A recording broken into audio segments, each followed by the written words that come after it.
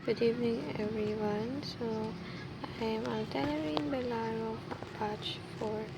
So, yung topic po natin today ay tungkol sa ligtas na ba ang mga mahal mo sa buhay.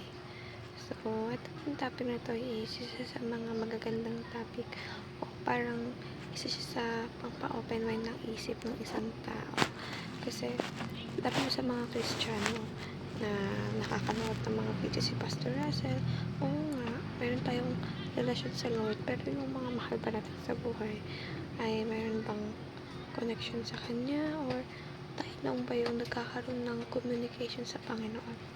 So, kaya ng Panginoon kasi hindi po madamot si Lord. Gusto niya lahat ng bagay na kaya nang i-provide ay mabibigay niya sa lahat ng tao, especially sa mga anak niya. Pero parang sa atin kasi mismo bilang anak na is yun yung nagiging hindrance na sa atin dahil nga of course nahihiya tayo, ay not i-share yung words of God dahil baka hindi makinig, especially mga mahal natin sa buhay, parang nakakaya mag-speak up. Pero tinutulungan tayo ng Lord na patuloy tayong magpagamit sa Kanya kasi tatanggalin niya yung mga bagay na nagiging hindrance upang hindi natin ma-share yung bagay o salita ng Panginoon sa Diyos.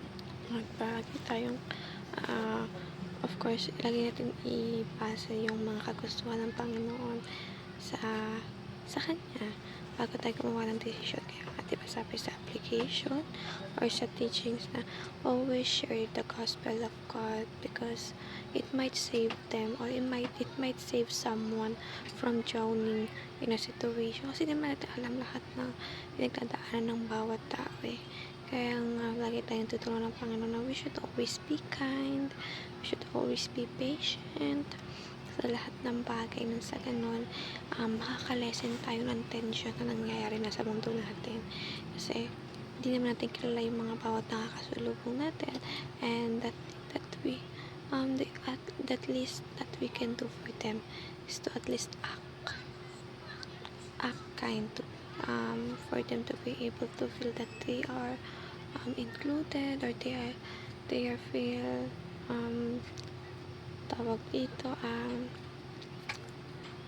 included sa mga tao. Of course yung feelings the feelings are valid, kaya patuloy tayong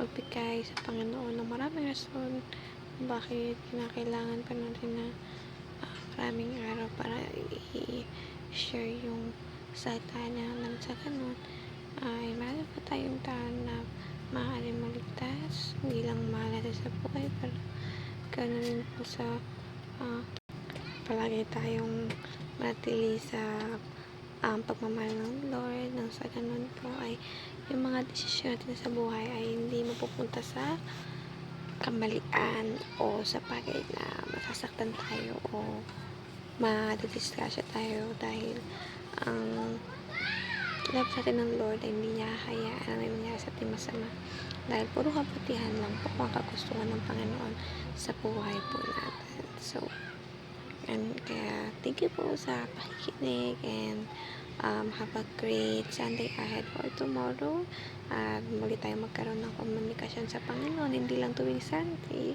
but of course every day. So, thank you po everyone and God bless us all.